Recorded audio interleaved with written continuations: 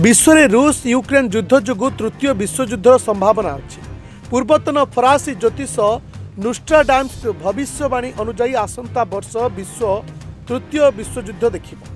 तेबे नोस्ट्राडाम्स पूर्वानुमान करिसेंति जे दि सनर report अनुजाई नोस्ट्राडाम्स France जने ज्योतिष थिले जे 16 शताब्दी रे जन्मग्रहण करथिले। सही समय मध्य भविष्य में हेबाकु थिबा अनेक विश्वस्तरीय घटना विषय से पूर्वानुमान करथिले।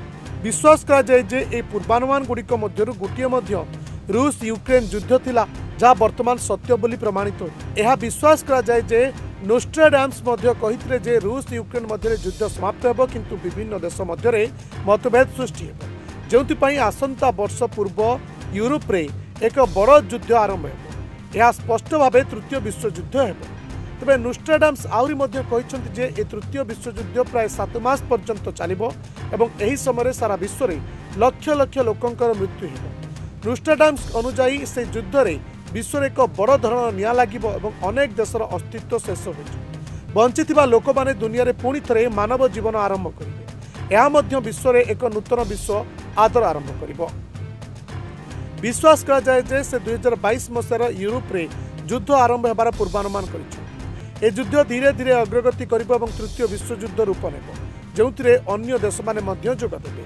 प्राय 450 वर्ष पूर्वे नोस्ट्राडाम्सकर मृत्यु होइतिला। से तांको जीवन रे 6338 भविष्यवाणी करथिले। ए भविष्यवाणी गुड़िक 70% एपर्यंत पूर्ण होइछि बोली विश्वास करा जाय।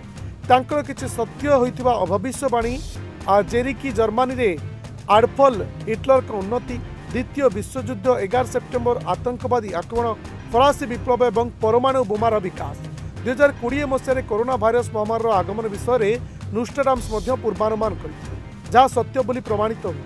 ए परिस्थिति तांकर भविष्यवाणी सटीक हो पारे बोली विश्वास करा जाए। Report Dinalipi live. Dinalipi live को एबे ही लाइक शेयर सब्सक्राइब करंतु।